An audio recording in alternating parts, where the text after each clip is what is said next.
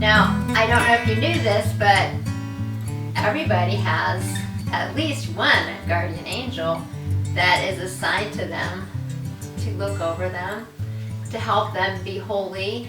And so often we forget that we have that powerful resource at our hands. It's like having like having your own little servant or something like that.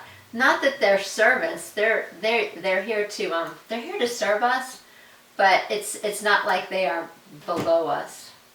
Although that gets into some theological things, which I don't want to get into now about angels, because there's a lot of information about angels, and I certainly don't want to say anything wrong.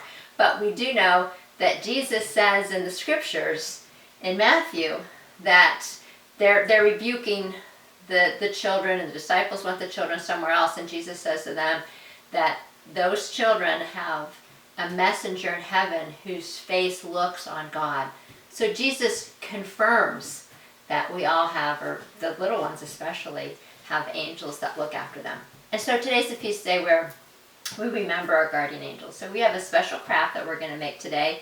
And this craft we like to hang in our dining room so we can remember it throughout the day as we're walking past and we see all these angels hanging in our dining room. And sometimes we like to make an angel for each person in our extended family, as we've got a large family. It's just nice to remember that we have all these angels looking out over our family. So to start with, and like a lot of our crafts, and today's no different, most of the stuff you have in your home, so you don't have to run to the craft store and buy stuff. So, Esther, do you want to give our first steps that we do? So, the first thing you'll need is coffee filters. Right. And, and then we want to... And we are going to shape these into angels. Yeah, so we're going to use coffee filters for angels because, like, if you see a coffee filter, it looks a little bit, it's transparent. If you had to, you could use regular white paper, but what's nice about the coffee filters is they look a little bit see-through, and then they've got these folds, so it gives them a little bit of dimension without any extra work on our part. So the first thing that we're going to do is we're going to fold it in half, and once you get good at it, you can do many at once. I'm just going to start with one, and I'd say, why don't you start with one and see how that goes, and then maybe Mom or whoever's the good artist in your family can draw the angel onto it. And I'm going to draw this so you can see what the angel looks like. So I'm going to put a head. And then I come up. Oh, and then remember, you're folding it in half because you're just going to draw half of it. So there's our head. We've got the wings that come up fully onto that coffee filter, so we're going to use that. I like them to come down to a point. And then our angel has a robe on. So ours is going to look something like that. So if you can make something like that, then you've got it set. And it doesn't have to be perfect, and every angel can be different. That's what's so cool about it, is that you can be making all these different angels, and we're assuming they all look different. It's interesting to look at all the angels in the Bible. Do you want to cut that one out, Miss Esther?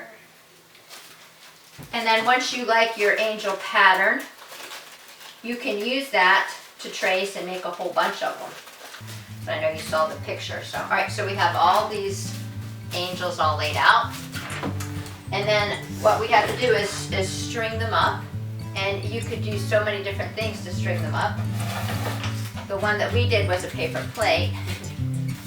So we're going to demonstrate on the paper plate.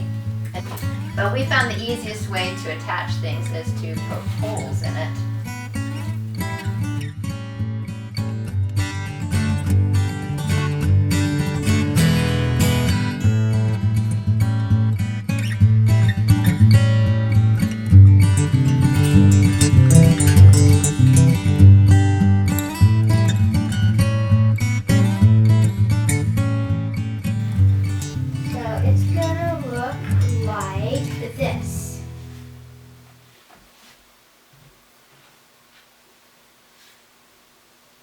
Alright.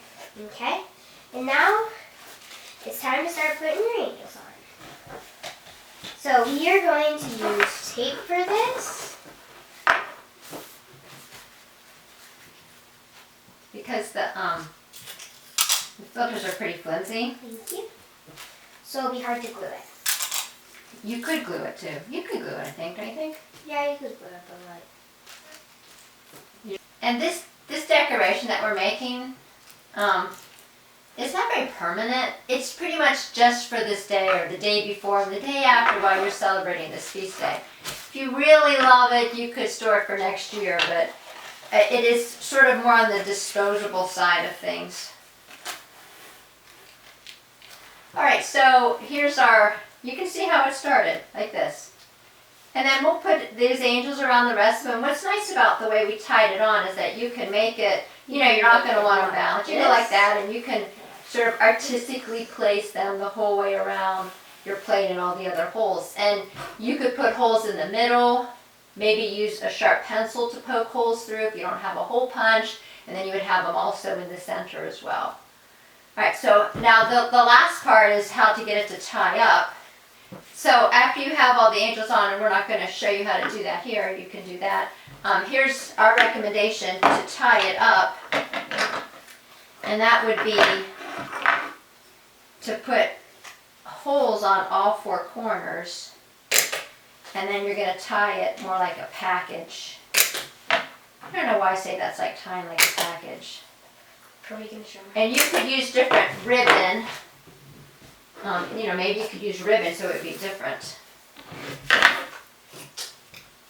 All right, give me one here. Nope, not long. Good. And another one.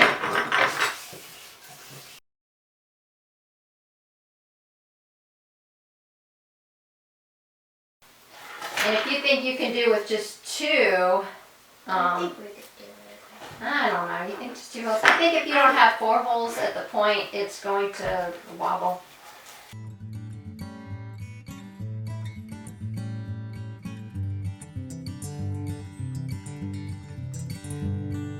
Alright, now I got my 4 ribbons here. Obviously not the right length. So I'm going to tie this one up.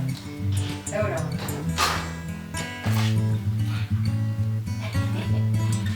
Easier said than done.